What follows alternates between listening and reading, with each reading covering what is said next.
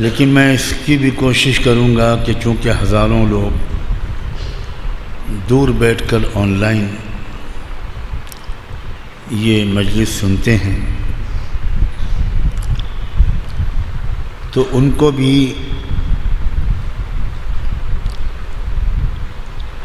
فائدہ اٹھانا آسان ہو۔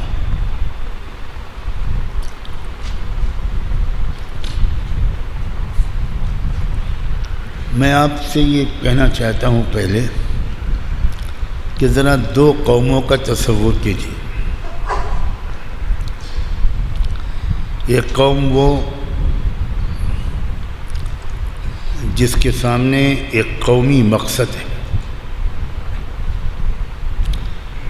سمجھ رہے ہیں قومی مقصد کسے کہتے ہیں؟ ایک قومی مشن ہے، اس قوم کی ایک بڑی تعداد نے اپنا ایک اجتماعی مقصد بنا لیا ہے۔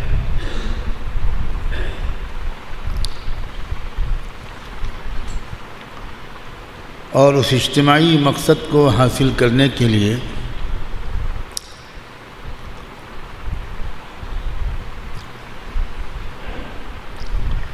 وہ اپنے قائد کی ہدایات پر عمل کرتے ہوئے اس مقصد کو حاصل کرنے کے لیے مسلسل کوششیں کر رہے ہیں۔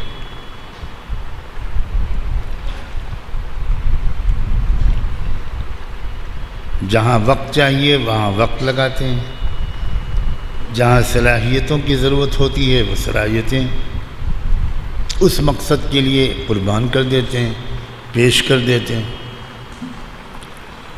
جہاں مال چاہیے ہوتا ہے اس مقصد تک پہنچنے کے لیے وہاں وہ مال پیش کر دیتے ہیں۔ لیکن قوم کی بڑی تعداد وہ ہے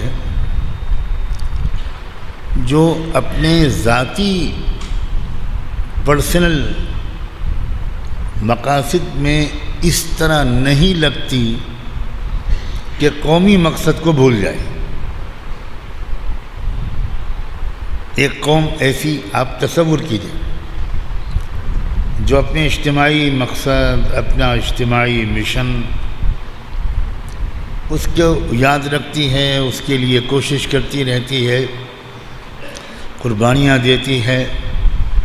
اس مقصد کے لیے وہ کسی اپنے بڑوں سے جڑی رہتی ہے اور وہ اس کے بڑے، اس کے قائد، اس کے رہبر، اس کے رہنما جو کچھ بھی اس کو بتاتے ہیں وہ ان کے پیچھے بات مانتی ہوئی آگے بڑھتی چلی جاتی ہے۔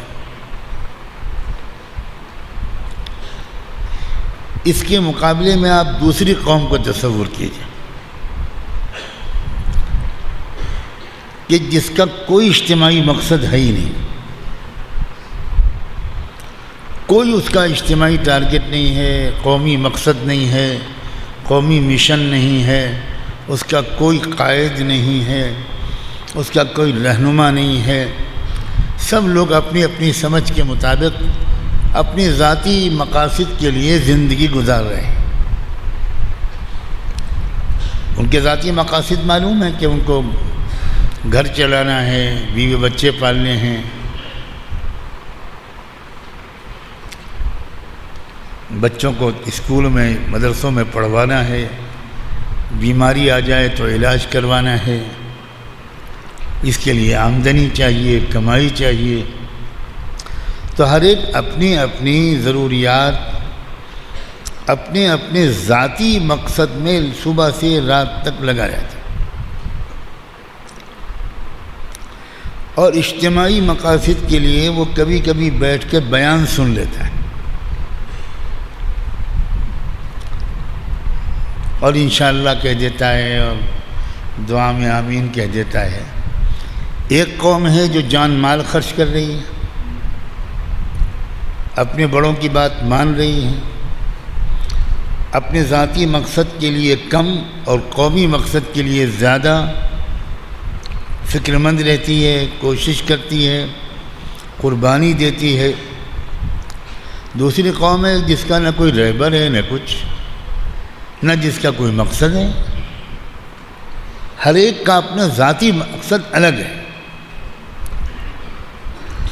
آپ بتاؤ، جب ان دونوں قوموں میں ٹکراؤ ہوگا یا مقابلہ ہوگا، کون سی قوم جیتے گی؟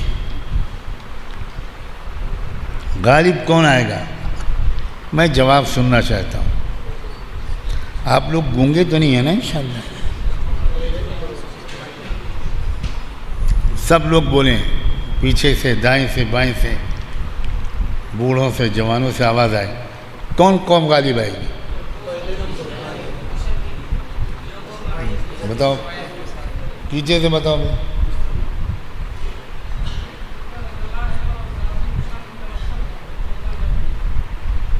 ذاتی مقصد میں کام کرنے والے کامیاب ہوں گے.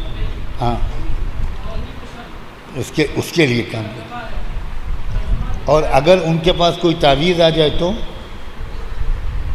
کوئی وظیفہ،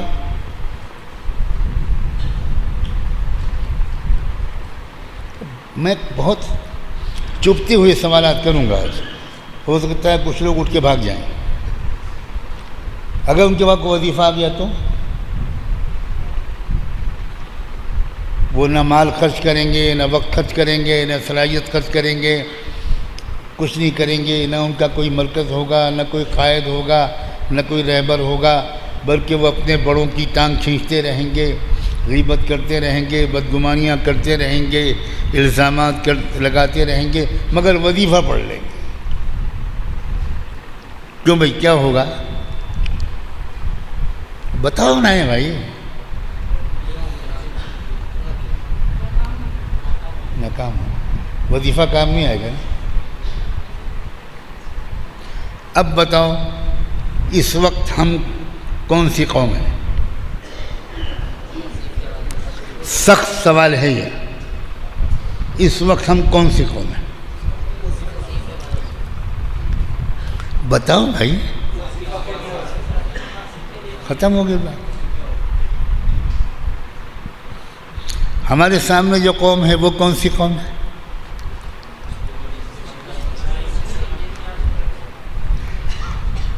انہوں نے اپنا ایک اجتماعی مقصد بنایا. مقصد آپ کو اچھا لگے یا برا وہ الگ بات ہے. کوئی قوم دوسری قوم سے پوچھ کر اپنا مقصد نہیں بناتی. انہوں نے اپنا ایک مقصد بنایا اور اس کے لیے انہوں نے ایک قومی تنظیم بنائی، ایک نظام بنایا. اپنی قوم کے ایک ایک فرد کو اس قومی مقصد سے جوڑنے کی 100 سال میں انتھک کوشش کی. بات سمجھ میں آ رہی؟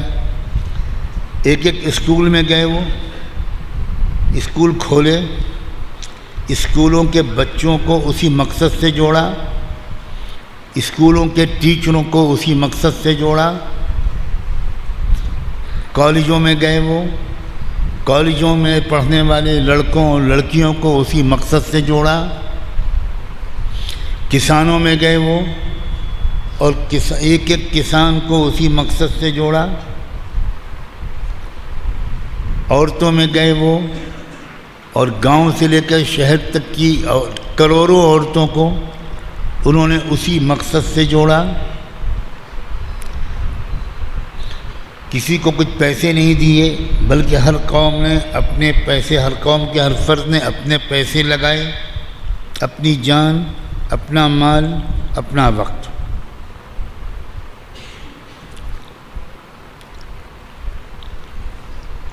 مزدوروں میں گئے، مزدوروں کے اندر انہوں نے اس مقصد سے جوڑنے کی روح پھونک دی کہ تم بھی اس مقصد کے لیے کام کرو گے. تاجروں میں گئے، ان تاجروں کو اس مقصد سے جوڑا، نوجوانوں کو اس مقصد سے جوڑا، فلم بنانے والوں کو اس مقصد سے جوڑا، شاعروں کو اس مقصد سے جوڑا، ادیبوں کو اس مقصد سے جوڑا، اخبار اور رسالوں میں لکھنے والوں کو اس مقصد سے جوڑا. سیاست کے میدان میں کام کرنے والوں کو اس مقصد سے جوڑا، مندر کے پجاریوں کو اس مقصد سے جوڑا، اور انتھک محنت کی انہوں نے۔ ہم کہتے ہیں، آپ کہتے ہیں کہ وہ بہت غلط مقاصد کے لیے کام کر رہے ہیں، یہ بالکل الگ بات ہے۔ اگر ایک چور چائے میں شکر ڈالے گا تو وہ چائے کڑوی ہو جائے گی، اس لیے کہ وہ چور ہے۔ اور کولہاپور کے مسلمان اگر چائے میں نیم یا کریلے کا جوس ڈالیں گے تو وہ چائے میٹھی ہو جائے گی، اس لیے کہ وہ حاجی صاحب نے ڈالی، وہ مولانا صاحب نے ڈالی۔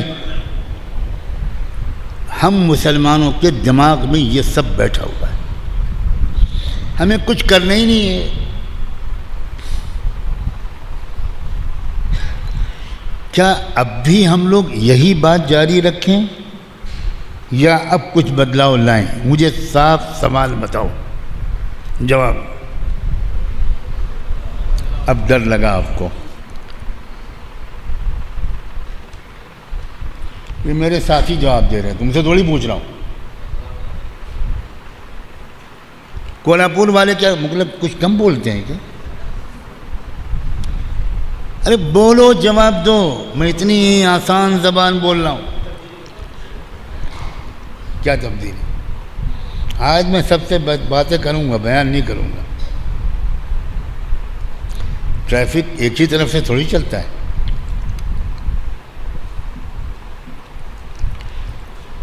اب پتہ چلا کہ غلطی اپنی ہے، دوسروں کی نہیں۔ یہ تو مقابلے کا میدان ہے، یہ دنیا جو ہے اسٹیڈیم ہے، اور اللہ نے یہاں قوموں کو اتارا ہے کہ مقابلہ کرو، کھلا میدان ہے۔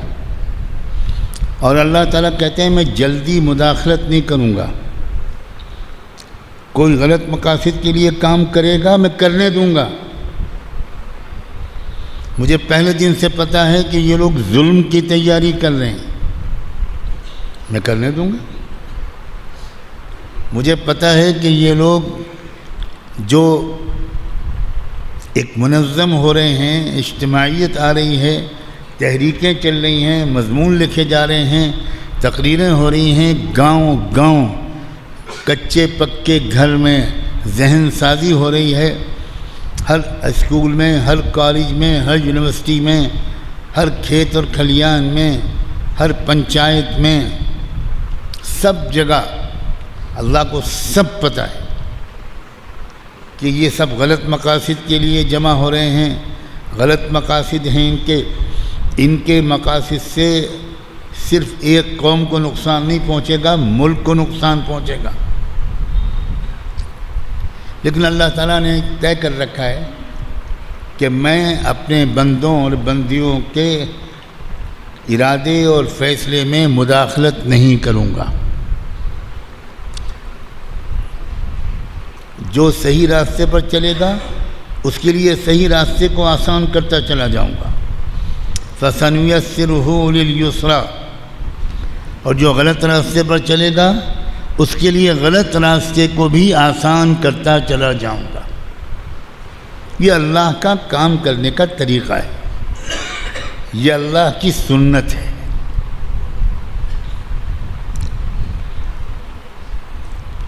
اب میں ایک سیدھا سوال کرنا چاہتا ہوں، آج میں لمبا بیان نہیں کروں۔ کیا یہی سلسلہ جاری رہنا چاہیے، یا ہم لوگوں کو، ہم سب کو جتنے یہاں بیٹھے ہیں، اسی رمضان مبارک میں اور آج ہی کی رات اور اسی وقت کوئی بڑا فیصلہ کر کے اٹھنا چاہیے؟ بتائیے۔ آپ خاموش، ڈر رہے ہیں کہ ہمارے اوپر پڑے گی ذمہ داری۔ کیا بڑا فیصلہ؟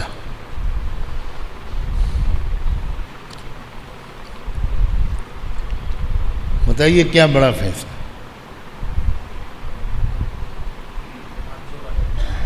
واہ، یہ بہت شاندار جواب۔ ایک صاحب نے پوچھا کہ آپ کا گھر کہاں ہے؟ ان کا مسجد کے سامنے. مسجد کہاں ہے؟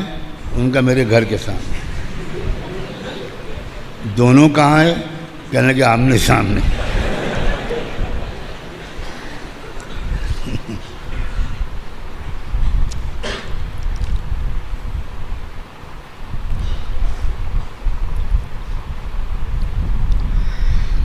ہمیں اللہ نے ایک مقصد دیا ہے قومی اجتماعی.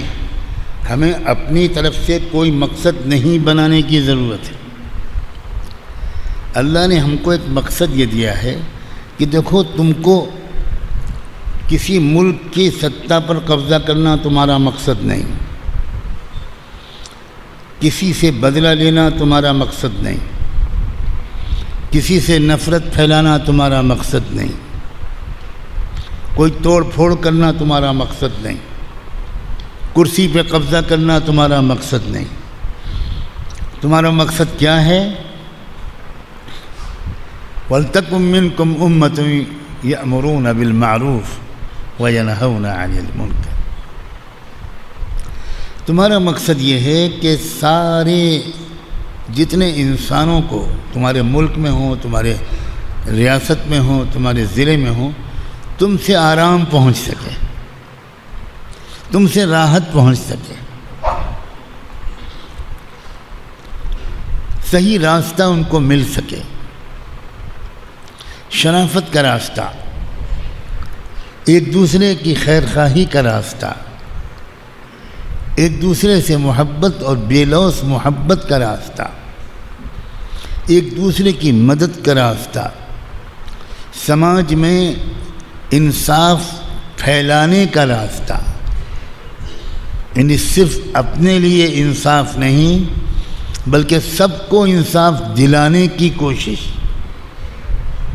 یہ قومی مقصد ہے مسلمانوں کا، اور یہ قرآن نے بتایا ہے.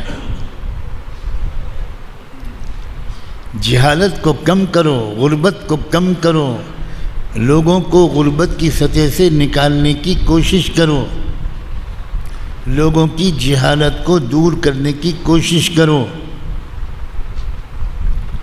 لوگ جو بیچارے اندھ وشواس میں مبتلا ہیں، چلا آ رہا ہے آبا و اجداد سے، بزرگوں سے، پرکھوں سے، پوروجوں سے کچھ باتیں چلی آ رہی ہے، کچھ آستھائیں، کچھ مانیتائیں، کچھ خیالات. تو گیان اور علم کی روشنی میں ایک ایک انسان سے محبت سے کہو کہ آپ ذرا غور کیجئے کہ کیا وہ باتیں جو اوپر سے چلی آ رہی ہیں وہی سب صحیح ہیں یا ان میں کچھ تبدیلی کی ضرورت ہے. بہت سلیقے سے،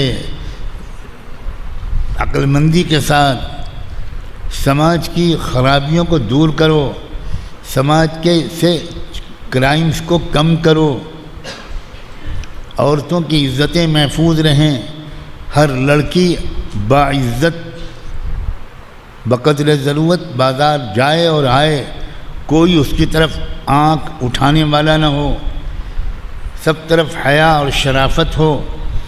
ایسا ماحول ملک میں بناؤ، دنیا میں بناؤ. مسلمانوں کا یہ قومی مقصد ہے.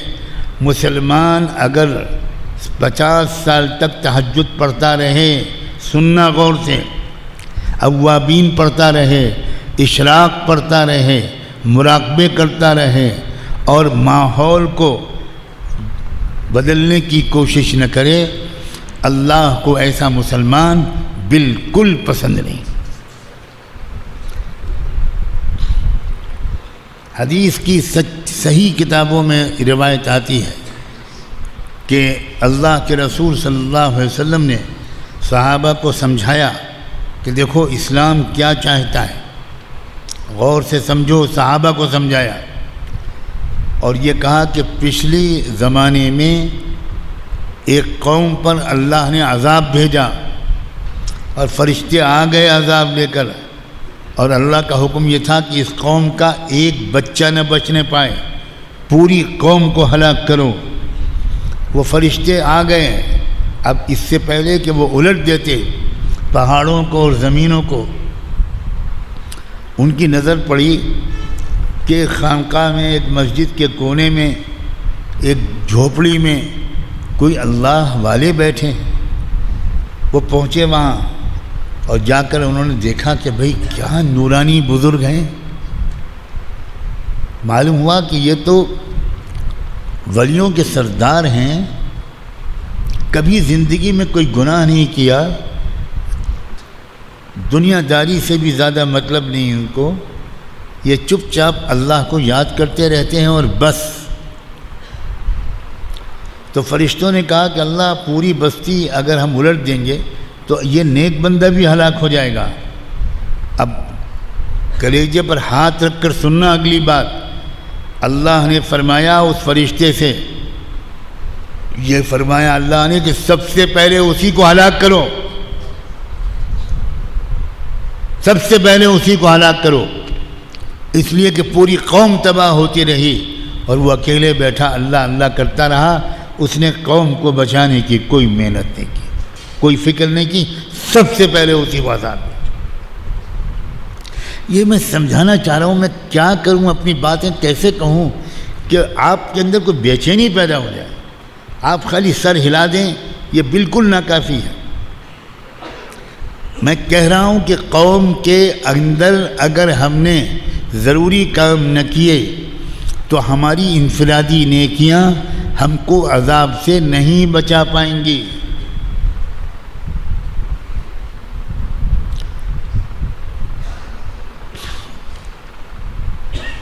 اور یہی اس وقت کا نقشہ ہے. ایک قوم کا مقصد بنا اور اس قوم کے لاکھوں افراد نے اس مقصد کے لیے واقعی تن من دھن تینوں چیزیں لگائیں اور دن رات کام کر رہے ہیں ایک اجتماعی مقصد کے لیے. اور کرتے کرتے وہ آج وہاں پر پہنچ گئے ہیں جہاں آج وہ پہنچے ہیں. یہاں تک جو وہ پہنچے ہیں تو وہ بڑی محنتوں کے ذریعے پہنچے ہیں، بڑی قربانیاں دی ہیں انہوں نے. ہم نے، اللہ کرے میری یہ بات غلط ہو، اپنا کوئی قومی مقصد بنایا ہی نہیں. کیا آپ میں سے کسی کے ذہن میں ہے کہ ہمارا اصل میں زندگی کا اجتماعی مقصد یہ ہے کہ اللہ نے ہم کو اس ملک میں پیدا کیا، یہ ہمارا وطن ہے، لاکھوں اچھے لوگ اس مٹی میں دفن ہیں،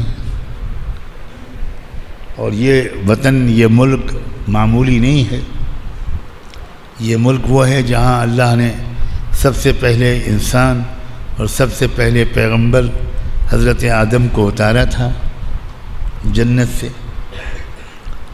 ہزاروں انبیاء یہاں اس ملک میں آئے، لاکھوں اولیاء آئے. ہمارا ایک اجتماعی مقصد یہ ہونا چاہیے تھا کہ ہم کو کچھ ایسی کوشش بھی کرنی ہے کہ یہ اس ملک میں انصاف ہو، امن ہو، کسی پر ظلم نہ ہو، مظلوم کو انصاف مل جائے. یہ ہمارا مقصد ہونا چاہیے. قرآن مجید نے اسلام کا مقصد یہ بتایا ہے. اتنا اجنبی ہو گیا ہے یہ مضمون کہ جب میں یہ بات کہتا ہوں تو علماء بھی آنکھیں پھاڑ کے دیکھتے ہیں کہ یہ کیا کہہ رہے ہیں.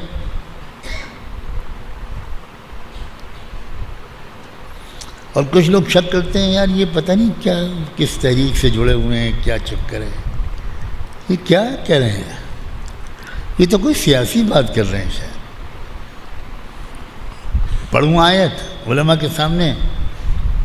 ارشاد ہوتا ہے لقد ارسلنا رسلنا بالبینات وانزلنا معهم الكتاب والمیزان لیقوم الناس بالقسط.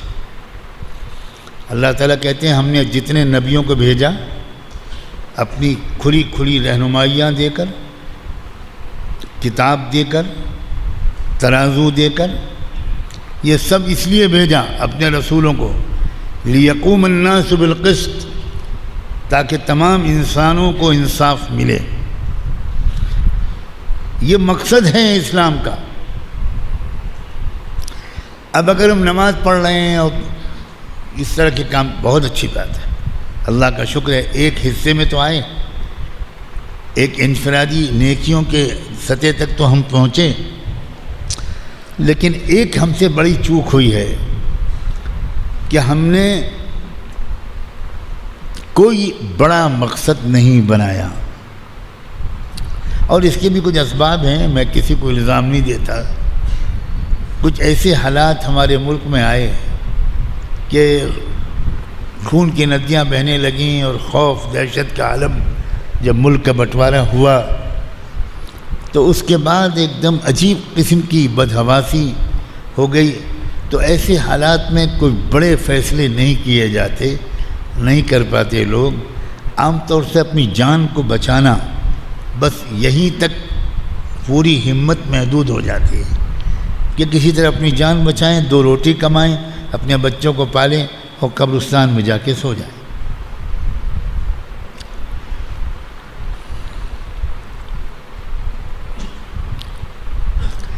لیکن کیا ہماری جان بچی؟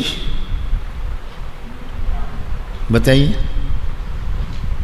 ارے پھر بھائی گونگے بیٹھے تھے۔ اس طریقے پر کام کر کے جس طرح اب تک ہم جی، ہماری جان بچی یا روزانہ ہماری جانوں پر خطرہ بڑھتا جا رہا ہے، ہم بے حیثیت ہوتے جا رہے ہیں۔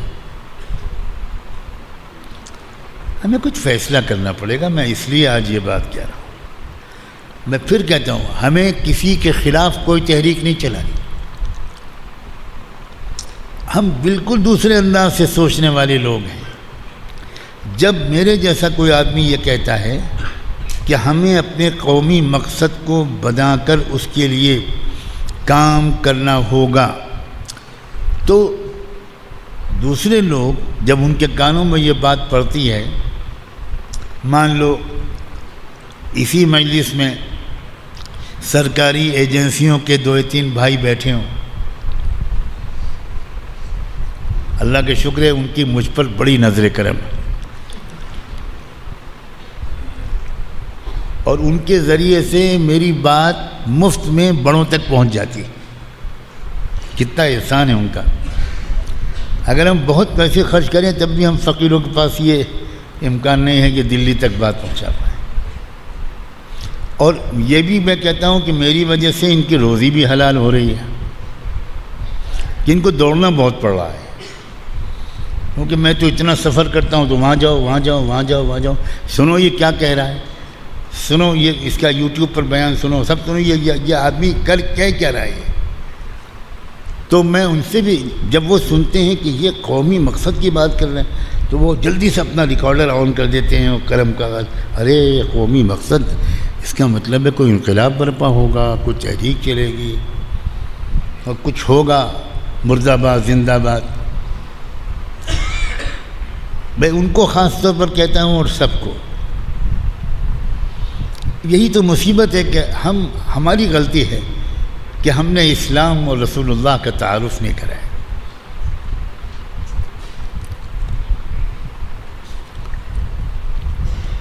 ہمارا قومی مقصد یہ ہے کہ اس ملک میں صاف لفظوں میں کہہ رہا ہوں، ایک انسان بھی بھوکا نہ سوئے، مزدور ہو یا کسان ہو، بیوہ ہو، یتیم ہو۔ ہمارا مقصد یہ ہے کہ تمام بچوں کو اور بچیوں کو حفاظت کے ساتھ، عزت کے ساتھ اچھی تعلیم ملے، اچھی تربیت ملے۔ یہ ہمارا قومی مقصد ہے، صرف مسلمان نہیں، ایک ایک بچہ۔ کسی بچے کو ڈاکٹر امبیڈکر کی طرح مہاد کے تالاب سے پانی پینے کی سزا نہ ملے۔ ڈاکٹر امبیڈکر جب اتنا بڑا بچہ تھا تو یہ بیچارہ اسکول میں داخل ہوا، اسکول میں داخل بھی اس لیے ہو گیا کہ امبیڈکر کا والد برطانیہ کی فوج میں سروس کرتا تھا، تو فوجی کی بیٹے ہونے کی وجہ سے اس کا ایڈمیشن تو ہو گیا، مگر کلاس میں سب بچوں کے ساتھ اس کو نہیں بیٹھنے دیا جاتا تھا۔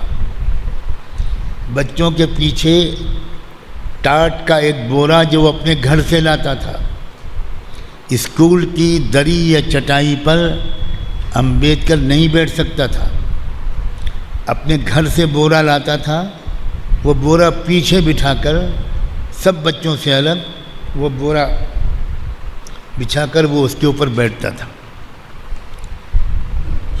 گرمی کے دن چھپر میں اسکول چل رہا ہے، پیاس لگی ہے،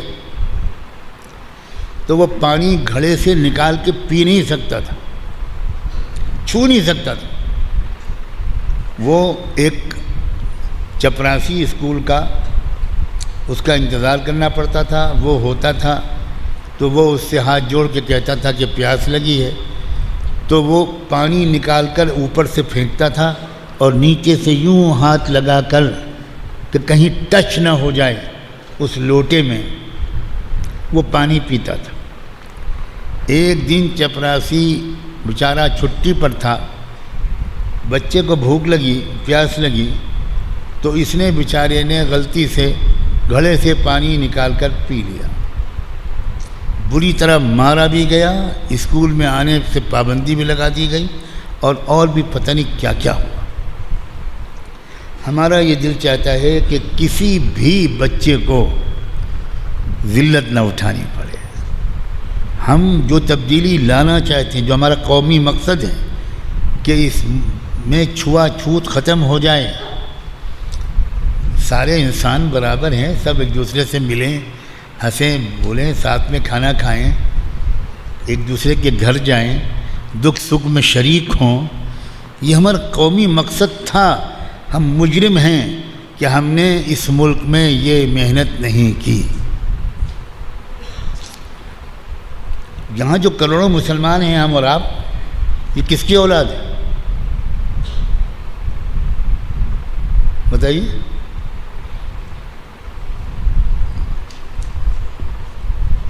کوئی جواب نہیں۔ کیا ہم سب مکہ مدینے سے آئے؟ ماشاءاللہ، made in India Siddiqui, made in India Farooqui, بہت بڑی تعداد میں، جس کو دیکھو اپنے کو صدیقی لکھ رہا ہے۔ حضرت بکر صدیق کی اولاد وہاں نہیں ملتی، سب یہیں آ گئے۔ چلو میں شک نہیں کرتا، لیکن ان کے علاوہ جو کروڑوں مسلمان ہیں، یہ انہی کی اولاد ہیں جن کو حقیر اور ذلیل سمجھا جاتا تھا، جن کو چھوا چھوت کا شکار رہتے تھے۔ وہ ہمارے آبا و اجداد وہی لوگ تھے۔ اور وہ کیسے اسلام میں آئے؟ وہ اسلام میں یہ آئے کہ جب اس وقت یہاں اصلی مسلمان رہتے تھے تو وہ اپنے قومی مقصد کو سمجھتے تھے۔ ان کو یہ دھیان تھا کہ نماز پڑھنے سے مغفرت نہیں ہوگی، صرف نماز پڑھنے سے، بلکہ ان تمام انسانوں کو جو بیچارے ذلیل کیے جا رہے ہیں، ظلم و ستم کا شکار ہیں، ان کو عزت دلاؤ۔ ان کو اپنے پاس بٹھاتے تھے، اپنے ساتھ کھانا کھلاتے تھے۔ وہ لوگ بیچارے کبھی زندگی میں انہوں نے کسی بڑے آدمی کے ساتھ وہ بیٹھے نہیں، اور یہ عزت اور اکرام جب وہ دیکھتے تھے تو ان کے کہے بغیر وہ کلمہ پڑھ لیتے تھے اور اللہ کے دین کے دامن میں آ جاتے۔ اس طرح کروڑوں لوگوں کو یہاں پر وہ چھوت چھات اور جہالت کے راستے سے چھٹکارا ملا۔ یہاں عام رواج تھا کہ بیوی اگر شوہر کا انتقال ہو جائے تو اس شوہر کی چتا جب جلائی جائے گی تو بیوی کو دلہن بنا کے لایا جاتا تھا۔ اللہ اکبر۔ سہاگ رات میں جو بیوی نے لباس پہنا تھا، جو دلہنیں پہلی رات کے بعد دوبارہ نہیں پہنتی، اس کو بچا کے رکھ لیا جاتا ہے، کبھی کسی خاص موقع پہ پہنتی ہوں تو بیوی کو بناؤ سنگار کر کے، میک اپ کر کے، دلہن والے کپڑے پہنا کر لایا جاتا تھا اور ہاتھ پیر باندھ کر اس شوہر کی جلتی ہوئی چتا میں ڈال دیا جاتا تھا کہ شوہر کے مرنے کے بعد اب یہ بیوی جینے کا حق نہیں رکھتی۔ اس ملک میں یہ ہوتا تھا۔ کیسے ختم ہوا؟ یہ ختم ہوا اللہ والوں کی محنت سے، مسلمانوں کی اس احساس سے کہ بھائی اس شوہر کا انتقال ہوا ہے، یہی صدمہ بہت ہے، اس کے چھوٹے چھوٹے بچے ہوں گے، اب اگر ماں کا سایہ اس کے سر پر رہے تو ماں بچوں کو پال لے گی، اب یہ ماں کو زندہ جلا دینا یہ کہاں کا دھرم ہے بھائی؟ یہ کتنی وحشیانہ حرکت ہے کہ عورت کے ہاتھ پیر بندھے ہیں، وہ چیخ رہی ہے، چلا رہی ہے، لیکن تب تک اس کو گھیر کے کھڑے ہو جاتے ہیں، وہ اٹھ کے بھاگتی ہے جلتی ہوئی، اس کو پکڑ کے پھر پھینکا جاتا ہے۔ یہ تھا اس ملک میں۔ تو جب لوگوں نے یہ طے سمجھا تھا کہ بھائی یہ چیزیں غلط ہیں، یہ عورت ہماری بیٹی ہے، ہماری بہن ہے، یہ ہندو ہے، یہ راجپوت ہے، لیکن یہ ہماری بہن ہے، ہماری بیٹی ہے، اس کو جینے کا حق ہے، یہ زندہ رہے، اور زندہ رہے بلکہ اچھا یہ ہے کہ تھوڑے دن کے بعد اس کے بیچارے کی دوسری شادی ہو جائے، یہ اپنا گھر چلائے، یا ایسے کیسے رہے گی اکیلے، اپنی عزت کی حفاظت کیسے کرے گی؟ تو مسلمان جو رہتا ہے، مسلمان وہ ایسا بے خبر نہیں رہتا کہ دنیا میں کچھ بھی ہوتا رہے، ہم سے کوئی مطلب نہیں۔ یہ بالکل اسلام نہیں اجازت دیتا۔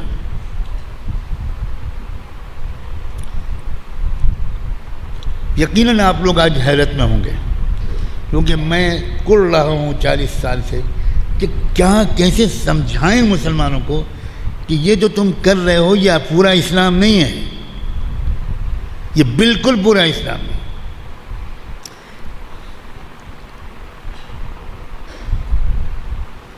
اب ایک سوال پیدا ہوتا ہے، کیونکہ بات لمبی میں کروں گا نہیں،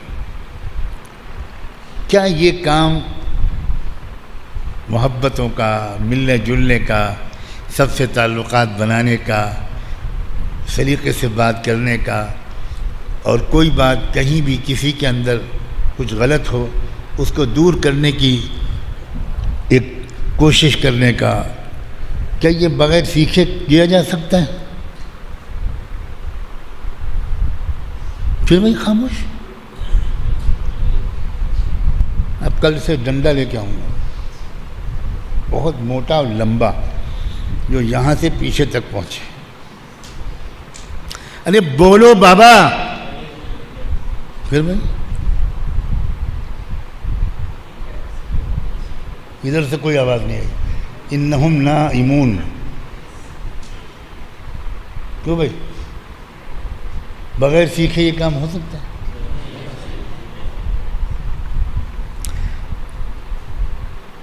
اگر آپ نے بغیر سیکھے کرنا شروع کیا تو کیا ہوگا؟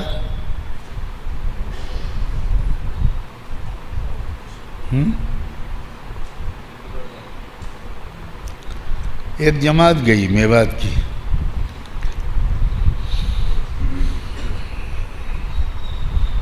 جماعت مسجد میں ٹھہری ہوئی تھی، ایک مداری بندر نچا رہا تھا، اس کی آواز آئی۔ جماعت میں ایک مفتی صاحب بھی تھے، بڑے جوشیلے۔ مفتی صاحب نے امیر صاحب سے کہا کہ یہ کیا طریقہ ہے، یہ گم بخت بندر جرا ہے، بندر نچا رہا ہے، آپ مجھے بھیجیے امیر صاحب، میں جا کر اس کی اصلاح کرتا ہوں۔ امیر صاحب نے بہت سمجھایا کہ مفتی صاحب آپ تشریف رکھیے، دوسرے ساتھی چلے جائیں گے، ہاں میں جاؤں گا، نہیں عن المنکر، مجھے جانا ہے، جائیے صاحب۔ اب مفتی صاحب پہنچے، کیا نام ہے تمہارا؟ مداری سے پوچھا، اس نے کہا محمد احمد۔ لا حول ولا قوت الا باللہ، اتنا اچھا نام، اتنا گندا کام، تمہیں شرم نہیں آتی؟ بندر کو نچا رہے ہو، کل قیامت کے دن اسی طرح اللہ میاں تم کو نچائیں گے۔ تو وہ بولا بھائی صاحب آپ جائیے، مولانا صاحب آپ جائیے، بھائی صاحب آپ بڑے آدمی ہیں، میں غریب آدمی ہوں، میری روزی روٹی اسی۔ اچھا روزی روٹی، اللہ پر یقین نہیں ہے؟ روزی اللہ دیتا ہے کہ بندر کا بچہ دیتا ہے؟ اس نے کہا مفتی صاحب میں آپ سے کہہ رہا ہوں چلے جائیے. مفتی صاحب کے اوپر غلبہ تھا تو اس نے ایک مرتبہ کیا مظاہری نے، وہ جو بچہ وہ بندر کا ان کے سر کے اوپر ادھر نوچ رہا ہے ادھر نوچ رہا ہے، امامہ اور ٹوپی اور کرتا اور بنیان سب پھٹ گیا، اور ادھر زخم ادھر زخم. اب مفتی صاحب کبھی ادھر بھاگ رہے کبھی ادھر. مسجد میں آئے مفتی صاحب تو لگا کہ بس اب کلمہ پڑھاؤ. نہلایا دھلایا گیا. مفتی صاحب صبر کیجئے، ماشاءاللہ آپ نے اللہ کے راستے میں آپ نکلے ہیں تو تکلیف تو آئے گی. تسلی دی گئی. اب ایک میواتی بولا کہ امیر صاحب مجھے بھیج دیجیے. کہا جاؤ. اب وہ میواتی گیا، بیچارہ ان پڑھ، لیکن اس نے کیسے بات کی؟ بھائی السلام علیکم ورحمۃ اللہ. علیکم السلام. کیا نام ہے بھائی آپ کا؟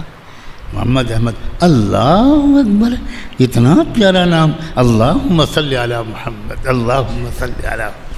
کیا نام ہے آپ کا، کیا نصیب ہے آپ کا، کیا آپ کے والدین نے نام رکھا؟ کوئی تو بات ہوگی نا جو آپ کو یہ نام. ہم تو آپ کو نہیں چھوڑیں گے، ہم تو دین سیکھنے آئے ہیں. اب محمد احمد سے تو سیکھیں گے اور کس سے سیکھیں گے؟ آپ ایسا کیجئے کب فارغ ہو جاتے ہیں؟ ان کا بھی اندھیرا ہونے لگتا ہے تو میں گھر چلا جاتا ہوں. کہا ٹھیک ہے اندھیرا ہو جائے تو ان بندروں کو لے جائیے گھر پہ اور چپ چاپ وہاں باندھ دیجیے گا، اور اس کے بعد آپ آ جائیے گا نہا دھو کر مسجد میں، ہم لوگ بیٹھ کے کچھ بات کریں گے.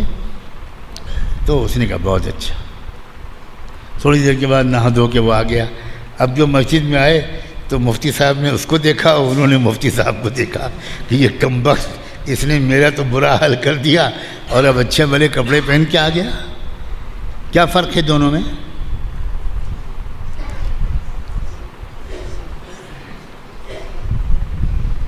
پھر بھی خاموش.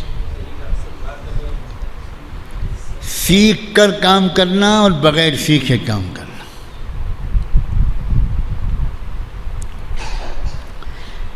میں بہت آسان کر کے بات کو بیان کر رہا ہوں.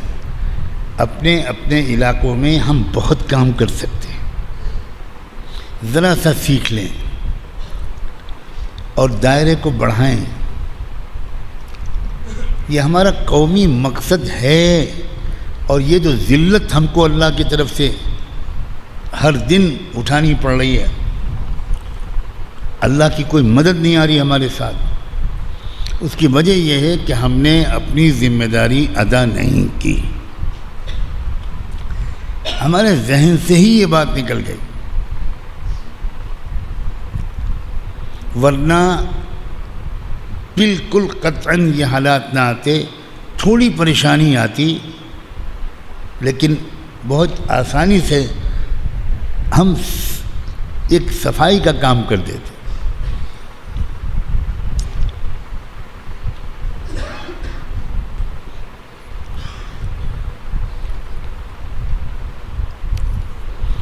کیا دکھ نہیں ہوتا آپ کو اس بات پر روزانہ خبر آتی ہے کہ آج فلاں جگہ فلاں لڑکی کی عزت لوٹ لی گئی، آج فلاں جگہ فلاں لڑکی کو بے لباس کر دیا گیا، 10 5 لوگوں نے اس کی عزتیں لوٹیں. کیا دکھ نہیں ہوتا؟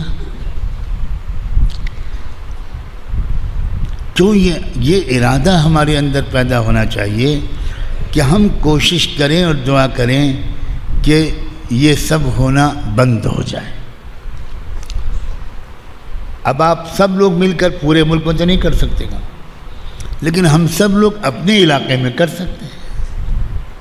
ہر علاقے کے لوگ اگر تھوڑا سیکھ لیں، اگر تھوڑا سمجھ لیں کہ بھائی اپنے پڑوسی بھائیوں اور بہنوں سے کیسے رابطہ قائم ہوگا، ہماری خواتین ان کی خواتین سے، ہماری لڑکیاں ان کی لڑکیوں سے، ہمارے نوجوان ان کے نوجوانوں سے، ہمارے عام لوگ ان سے کیسے رابطہ قائم کریں. بہت دوری ہو گئی، بہت نفرت ہو گئی. آخر اس نفرت کو ختم کرنا ہی پڑے گا، اور یہ کوئی بہت بڑا مشکل کام بالکل نہیں. ذرا سی پہل کرنے میں آدمی کو ڈر لگتا ہے، ہچکچاہٹ ہوتی ہے۔ پہل کے بعد جو جواب ملتا ہے اکثر و بیشتر اتنا اچھا ملتا ہے کہ آدمی یہ سوچنے پر مجبور ہو جاتا ہے کہ 10 سال سے یہ بندہ میرے پڑوس میں رہتا ہے، کاش میں نے 10 سال پہلے اس سے سلام دعا کر لی ہوتی تو آج ہم دونوں مل کر اور نہ جانے کتنے لوگوں کو اچھا بنا چکے ہوتے۔ اس وقت کا یہ کام ہے اور میں اس کام کی آواز لگاتا پھر رہا ہوں۔ آپ کے قریب آ کر بسا ہوں، میں لکھنؤ کا رہنے والا، لیکن ایک اللہ والے کے حکم پر اسی قسم کے کاموں کے لیے میں سب کچھ گھر بار چھوڑ کر اپنے دفتر، اپنے ادارے سب چھوڑ کر آ کر یہاں مہاراشٹر میں نیرل میں آ کر بسا ہوں، صدا لگا رہا ہوں۔ مجھے شکایت کرنے کا حق ہے، دور دور سے لوگ آتے ہیں مگر کولہاپور جیسے قریب کے علاقوں سے بہت کم لوگ آتے ہیں۔ اب بس خالی دور دور سے سنتے رہتے ہیں، کوئی حضرت ہیں وہ خانقاہ میں ہیں اور یہ ہے کچھ۔ آپ حالانکہ جو کچھ میں کر رہا ہوں، جس کام کے لیے بٹھایا گیا ہوں، جو کچھ کوششیں کر رہا ہوں، شاید آپ کو اس کی الف بے بھی نہیں معلوم۔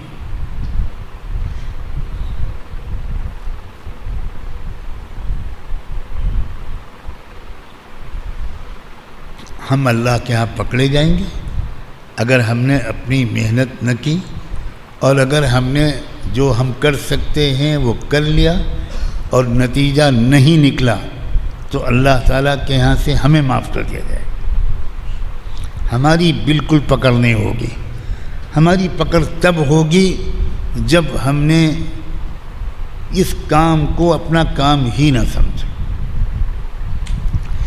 انسانوں سے محبت اسلام سکھاتا ہے، خالی مسلمانوں سے محبت اسلام نہیں سکھاتا، ہرگز نہیں سکھاتا۔ ایک یہودی شخص کا جنازہ جا رہا تھا، بخاری شریف کی حدیث ہے، جنازہ جا رہا تھا،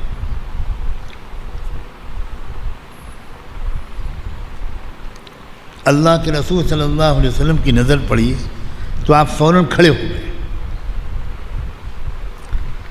صحابہ میں سے کسی نے کہا کہ اللہ کے رسول یہ مسلمان کا جنازہ نہیں، یہودی کا جنازہ ہے۔ تو حضور نے فرمایا الیس بشرن، کیا کسی انسان کا جنازہ نہیں ہے؟ کیا مطلب اس کا؟ اس کا مطلب یہ کہ انسان احترام کے لائق ہے چاہے وہ مسلمان نہ ہو۔ یہ رحمت للعالمین کا عمل تھا، جو رحمت للمسلمین نہیں رحمت للعالمین تھے۔ پھر اس میں رابطے آگے بڑھتے، بہت کام آگے تک پہنچ جاتا ہے۔ ایسے ایسے راستے کھلتے ہیں کہ میں کیا بتاؤں آپ کو۔ ایسے اچھے لوگ ملتے ہیں، اوپر سے کچھ اور اندر سے کچھ اور۔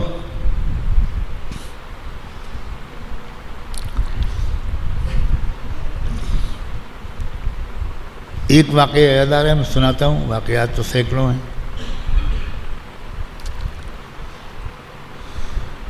جب میں یہاں نہیں آیا تھا، لکھنؤ ہی میں رہتا تھا، تو ہم لوگوں نے اللہ کا شکر ہے اسی مقصد کے تحت ملک کے قانون کی پابندی کرتے ہوئے ایک رجسٹرڈ آرگنائزیشن بنائی، رحمان فاؤنڈیشن، تاکہ ہم اس کے تحت تمام لوگوں سے محبت بھرا رابطہ اور ضرورت پڑنے پر خدمت کر سکیں۔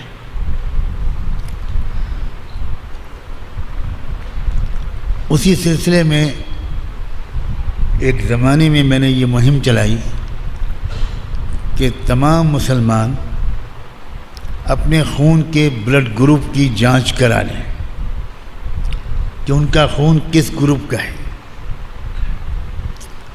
A+ ہے، A- ہے، O+ ہے، کیا ہے، اور وہ جانچ کرا کر اپنی جیب میں رکھیں ہر وقت۔ اس وقت کچھ حادثے ہو رہے تھے، فسادات ہو رہے تھے، تو یہ خیال مجھے آیا کہ پتہ نہیں کس وقت کس کو خون کی ضرورت پڑے، اور اگر فوراً خون نہیں ملتا تو بعض وقت مریض دنیا سے چلا جاتا۔ ہمارے ساتھیوں نے پورے شہر میں محنت کی اور 1000-1500 مسلمانوں نے اپنا اپنا بلڈ گروپ چیک کرا کر ہمیشہ اپنے پاس رکھا۔ ایک دن رات کے 11:30-12 بجے میرے پاس فون آیا۔ ایک بڑے اسپتال میں ایک ڈاکٹر فہیم تھے، ان کی ایمرجنسی ڈیوٹی لگی ہوئی تھی، ان کا فون آیا میرے پاس، اور وہ یہ کہ مولانا ایک لڑکی آئی ہے بہت ہی خطرناک ایکسیڈنٹ کا شکار ہو کر، اور اس کے سر اور دماغ میں انجوری ہے، اگر فوری طور پر دماغ کا آپریشن کیا گیا تو شاید بچ جائے، ورنہ بچنے کا امکان کم ہے، اور اس کو فلاں گروپ کے بلڈ کی ضرورت ہے۔ تو اللہ کا کچھ میں نے شکر ادا کیا یہ جب مجھے پتہ چلا کہ جس بلڈ گروپ کی اس کو ضرورت تھی وہی بلڈ گروپ میرا بھی ہے۔ تو میں نے سوچا کہ میں کسی اور کو کیوں فون کروں، کون آئے گا، کب اٹھے گا، جائے گا، رات کا وقت ہے، اور اس وقت شہر میں کرفیو لگا ہوا تھا، باہر نکلنا، اسپتال تک جانا بھی مشکل تھا۔ تو میں نے اللہ کا نام لیا، 2 رکعت نماز پڑھی اور بھاگا۔ راستے میں مجھے اس وقت حالات ایسے تھے کہ ایک جگہ پر مجھے بھیڑ ملی، 10-15 لوگ تھے، کئی لوگ اس میں نشے میں تھے، اور انہوں نے مجھے دیکھتے گالیاں بکنی شروع کی، اور مارو مارو، ملا کو کاٹو۔ تو میں نے گاڑی روکی، اپنے میں موپیڈ چلاتا تھا، تو میں نے اس کو روک کر یہ کہا کہ بھائی آپ مجھے مارنا چاہتے ہو، میں ایک ہندو بہن کو اپنا خون دینے جا رہا ہوں فلاں اسپتال، تو آپ مار لینا، لیکن پہلے میں خون دے دوں پھر مار لینا۔ تو ان لوگوں نے یقین تو نہیں آیا ان کو کہ میں سچ بول رہا ہوں، لیکن ایک شخص نے ان میں سے یہ کہا کہ نہیں دیکھو بھائی ساتھ چلو ان کے۔ تو میری گاڑی انہوں نے سڑک کے کنارے رکوا دی اور مجھے اپنی جیپ میں بٹھایا اور اسپتال لے گئے۔ اب اسپتال میں میرا انتظار ہو رہا تھا، تو میں تیزی کے ساتھ ادھر چلا گیا، فوراً میرا خون جانچا گیا، اور میچنگ جب ہو گئی تو 2 بوتل خون نکالا گیا، اور میں 2-2.5 گھنٹے کے بعد وہاں سے اٹھا۔ ڈاکٹروں نے اجازت دی کہ اب آپ جا سکتے ہیں۔ تو وہ لوگ سب دیکھ رہے تھے، دور کھڑے ہوئے وہ سب دیکھ رہے تھے کہ واقعی مولانا صاحب نے ایک ہندو لڑکی کو اپنا خون دیا ہے۔ تو اس کے بعد واپسی میں بڑے شرمندہ، سب کے سر جھکے ہوئے، اور انہوں نے مجھے اپنی گاڑی میں بٹھایا اور میرے گھر تک لا کر چھوڑ دیا۔ میری گاڑی کو بھی ان میں سے ہی کوئی پہنچا گیا، ایک لفظ کوئی بولا نہیں، نہ میں کچھ بولا۔ 2 دن کے بعد میرے دل میں یہ خیال آیا کہ مجھے اس لڑکی کو دیکھنے جانا چاہیے، عیادت کرنے کے لیے کہ کیا ہوا اس کا۔ تو ڈاکٹر صاحب کو فون کیا میں نے، تو انہوں نے کہا کہ میں شام کو ڈیوٹی پر ہوں گا، آپ اس وقت آئیے۔ اللہ کا شکر ہے لڑکی بچ گئی ہے اور ہوش میں بھی آ گئی ہے، آپ آ جائیے۔ شام کے وقت میں چلا گیا۔ اللہ اکبر! جیسے ہی میں اسپتال کے اس وارڈ کے گیٹ پر پہنچا تو ایک بوڑھے سے صاحب ادھیڑ عمر کے، 40-50-55 سال کی عمر کے کھڑے ہوئے تھے۔ تو نرس نے اشارہ کیا،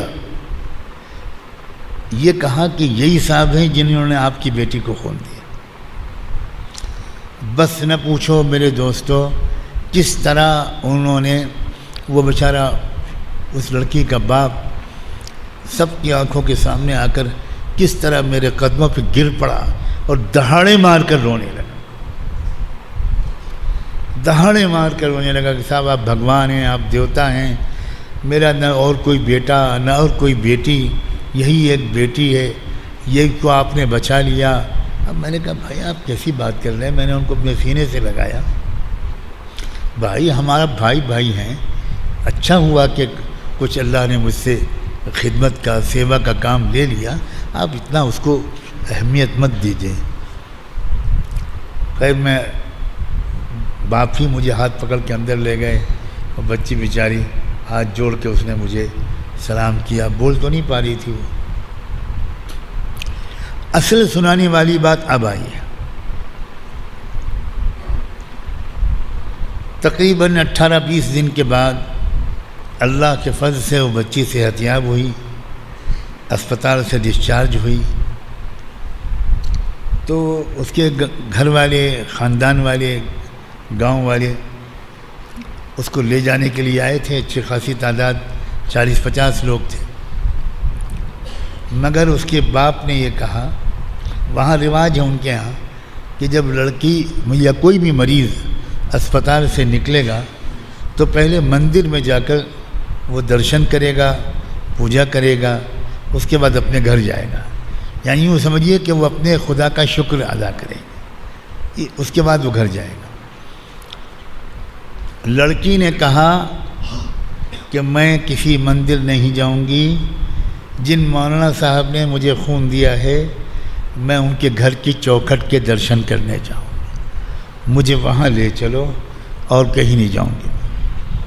میں گھر پہ بیٹھا ہوا تھا، مجھے پتہ بھی نہیں تھا، میں گھر پہ بیٹھا کچھ لکھ پڑھ رہا تھا، اچانک خبر آئی کہ کچھ لوگ آئے ہیں، نان مسلم ہیں۔ تو میں دروازے پہ خود نکلا، گلی کے نکڑ پر میرا مکان ہے گلی کے، تو وہیں سب سجدے میں گر گئے، لڑکی بھی باپ بھی، اور عجیب ان کی حالت، اس قدر رو رہے ہیں، قدر شکریہ ادا کر رہے ہیں۔ میں ان کو گھر میں بٹھایا، شربت بنوایا، پھل کھلوائے، بہت مبارکباد دی کہ آپ کی بچی ٹھیک ہو گئی، اپنی بہنوں سے اس لڑکی کو ملوایا۔ تب اس شخص نے یہ بتایا، اس باپ نے، مولانا صاحب میں آپ کو کھول کر بتاتا ہوں، میں فلاں ضلع کا RSS کا پرچارک ہوں،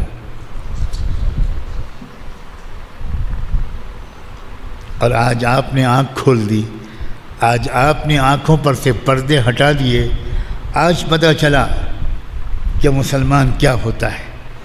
ہم کو تو کچھ اور بتایا گیا تھا کہ مسلمان آکرمنکاری ہوتا ہے، مسلمان غصے ور ہوتا ہے، مسلمان ہر ہندو کو مارنا اور کاٹنا چاہتا ہے، مسلمان تو ہر ہندو سے سب کچھ چھین لینا چاہتا ہے۔ آج آپ نے آنکھ کھول دی، آج پتہ چلا۔ میں نے تھوڑی سی بات چند منٹ کی، اس کے بعد اللہ اکبر، اس نے کہا مولانا صاحب میں بچی کو گھر پہ پہنچا دیتا ہوں، 1-2 دن پریوار والوں سے مل کر میں پھر آپ کے پاس آؤں گا، میرے من میں کچھ ہے۔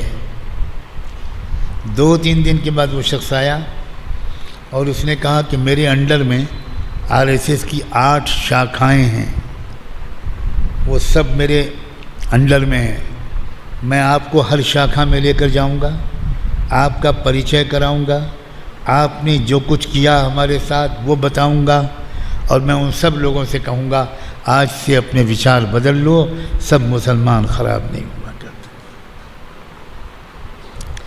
آگے اس کے بعد پھر اللہ تعالیٰ نے اور بھی دروازے کھولے اور راستے بھی ہموار کیے، ان لوگوں نے بہت بڑے بڑے فیصلے کر ڈالے، اور الحمدللہ اس خاندان کے 3 بچے حافظ قرآن ہو چکے۔ یہی میں کہہ رہا ہوں اتنی دیر سے بھائی، اس بات کو، اس واقعے کو بھی میں نے مجبوراً سنایا ہے تاکہ آپ کی سمجھ میں آئے کہ میں کیا کہنا چاہ رہا ہوں، ورنہ آپ کی آنکھوں سے یہ لگ رہا ہے کہ آپ کے پلے کچھ نہیں پڑ رہا ہے کہ کیا کہہ رہا ہے یہ شخص، اس لیے کہ وہ جو گھسی پیٹی باتیں آپ نے اب تک سنی ہیں ان کے علاوہ جو نئی بات آپ سن رہے ہیں تو آپ کے سمجھ میں ہی نہیں آ رہا۔ یہ مت سمجھیے گا کہ ان کے پاس بہت پیسہ ہے، نفرت والوں کے پاس، آپ یہ مت سمجھیے کہ نفرت پھیلانے والوں کے پاس بہت طاقت ہے، بہت ستہ اور پاور ہے۔ ہم لوگ کمزور ٹوٹے پھوٹے، ہم کیا کر سکتے ہیں؟ یہ کبھی مت سمجھیے گا۔ ہر دور میں محبت والے کم رہے ہیں، نفرت والے زیادہ رہے ہیں، ہر دور میں۔ آپ بتائیں رسول اللہ کے دور میں محبت والے زیادہ تھے کہ نفرت والے؟ حضرت ابراہیم کے دور میں نفرت والے زیادہ تھے کہ محبت والے؟ حضرت موسیٰ کے دور میں، حضرت عیسیٰ کے دور میں، حضرت نوح کے دور میں، حضرت یونس کے دور میں، حضرت شیس کے دور میں، حضرت الیاس کے دور میں، حضرت ہارون کے دور میں، کس کے دور میں نفرت والے کم رہے ہیں؟ ہمیشہ محبت والے غریب بھی رہے ہیں اور نفرت والے امیر رہے ہیں، محبت والے محکوم رہے ہیں اور نفرت والے حاکم رہے ہیں، اکثریت میں رہے ہیں، طاقت میں رہے ہیں، لیکن محبت والوں کے ساتھ اللہ ہوتا ہے۔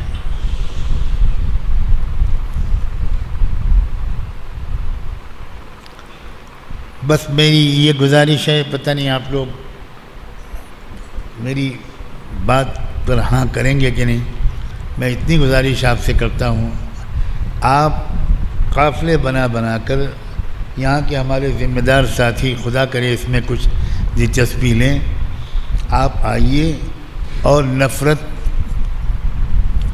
کا جواب محبت سے دینے اور پورے ملک کے سماج کو بدل دینے، دھو دینے، صاف ستھرا کر دینے، اس کی محنت کو آ کر سیکھیے۔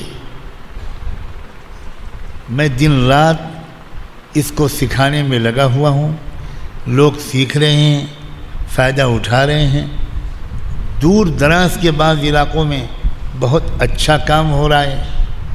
مجھے نہیں اچھا لگتا کہ کولہاپور نیرل سے کوئی زیادہ دور نہیں ہے، چند گھنٹے کی جگہ ہے، چند گھنٹے کا فاصلہ ہے، آپ کو تو 100% باری باری آ جانا چاہیے۔ ایک بار میں 20-30 لوگ آ جائیں، پھر دوسری بار میں دوسرے 20-30 لوگ آ جائیں، چند دن میں اس کام کو پریکٹیکلی سیکھیں، اس کے بارے میں سنیں اور اس کو کر کے دیکھیں، پھر باقاعدہ یہاں آپ اپنے علاقے میں پورے اجتماعی نظام کے ساتھ بڑوں سے جڑے رہتے ہوئے آپ اس کام کو کریں۔ اللہ تعالیٰ آسان فرمائے۔ یہی وہ کام ہے انشاءاللہ کہ جب حضرت مولانا الیاس رحمۃ اللہ علیہ نے یہ بات فرمائی تھی کہ بھائی یہ جو محنت ہم کر رہے ہیں یہ تو ابھی الف با تا ہے، اس کا صاف مطلب یہ ہے کہ ان کے ذہن میں آگے بہت کچھ تھا، اور میں اس گھر کا انسان ہوں جس گھر نے، اللہ کا شکر ہے، میرے والد ماجد، میرے بڑے بھائی، انہوں نے حضرت مولانا الیاس اور حضرت مولانا یوسف کے درد کو، ان کی سوچ کو، ان کے آئندہ کے ارادوں کو سب سے قریب سے سمجھا تھا۔ اب جب لوگ مجھے سمجھانے لگتے ہیں تو میں پھٹی پھٹی آنکھوں سے ان کو دیکھتا ہوں، میں حیرت سے دیکھتا ہوں کہ بھائی آپ کس کو سمجھا رہے ہو؟ وہ باتیں براہ راست میں نے سنی ہیں، تو میں کیسے ان سے غافل رہ جاؤں؟ ہاں، میرا مزاج جھگڑنے کا نہیں ہے، بحث کرنے کا بالکل نہیں ہے، امت میں پہلے ہی سے پھوٹ در پھوٹ ہے۔ اللہ ہر طرح کی انتشار و اختلاف سے ہمیں بچائے۔ ملت ٹائمز کو آپ کی ضرورت ہے، ہماری آپ مالی مدد کریں۔